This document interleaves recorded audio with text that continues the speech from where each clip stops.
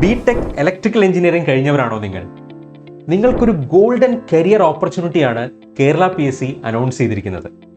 Assistant electrical inspector.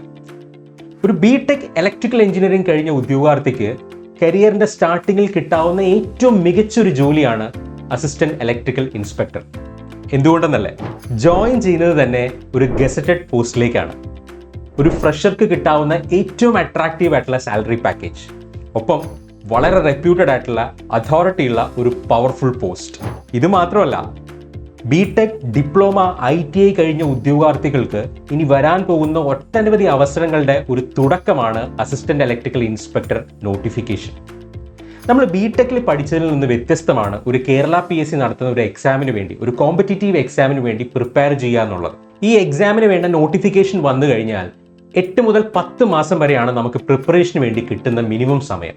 ഈ സമയം നമ്മൾ ഒരു എക്സാമിന് വേണ്ടി മാത്രമല്ല പഠിക്കേണ്ടത്, വരാനിരിക്കുന്ന എല്ലാ അവസരങ്ങളും മുൻകൂട്ടി കണ്ട് ഓരോ എക്സാമിൻ്റെയും സ്റ്റാൻഡേർഡും എക്സാം പാറ്റേണും ലെവൽ ഓഫ് ക്വസ്റ്റ്യൻസും മനസ്സിലാക്കിക്കൊണ്ട് ഒരു complete systematic and comprehensive preparation വേണം നമ്മൾ നടത്തേണ്ടത്.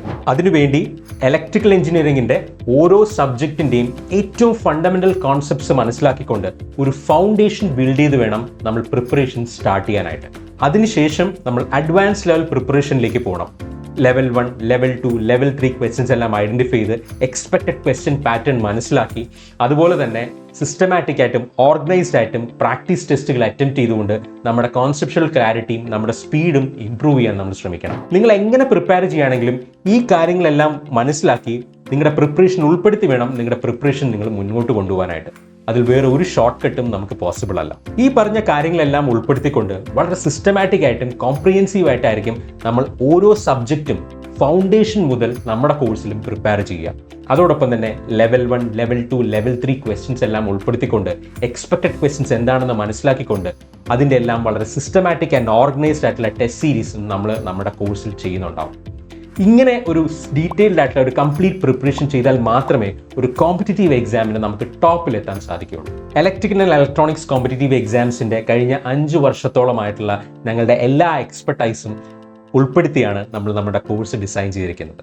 ഈ കഴിഞ്ഞ 3.5 വർഷം കൊണ്ട് മാത്രം ഇലക്ട്രിക്കൽ ആൻഡ് ഇലക്ട്രോണിക്സ് കോമ്പറ്റീറ്റീവ് എക്സാംസിന് നമ്മുടെ കുട്ടികൾ അച്ചീവ് ചെയ്തിരിക്കുന്നത് 39ഓളം ഫസ്റ്റ് റാങ്ക്സ് ആണ്, 43ഓളം സെക്കൻഡ് റാങ്ക്, 33ഓളം തേർഡ് റാങ്ക്, 48ഓളം ഫോർത്ത് റാങ്ക്, 33ഓളം ഫിഫ്ത്ത് റാങ്ക്. അങ്ങനെ ടോപ്പ് 5-ൽ തന്നെ 195ഓളം കുട്ടികളാണ് വന്നിട്ടുള്ളത്. ടോപ്പ് 10-ലാകട്ടെ 357ഓളം പേര്. ഇതെല്ലാം തന്നെ കോംപ്രിഹെൻസീവായി പ്രിപ്പയർ ചെയ്യുന്നതുകൊണ്ടുള്ള അഡ്വാൻറ്റേജസ് ആണ്.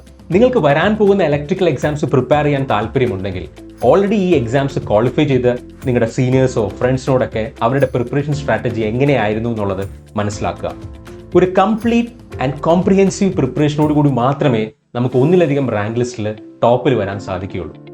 നിങ്ങൾക്ക് ഞങ്ങളോടൊപ്പം പഠിക്കാൻ താല്പര്യമുണ്ടെങ്കിൽ ഞങ്ങളുടെ ഫ്രീ കണ്ടന്റ് ആണെങ്കിലും ഞങ്ങളുടെ കോഴ്സസിൻ്റെ ക്വാളിറ്റി ആണെങ്കിലും നിങ്ങൾക്ക് ഇവാലുവേറ്റ് ചെയ്യാവുന്നതാണ്, ഞങ്ങളെ കോൺടാക്ട് ചെയ്യാവുന്നതാണ്.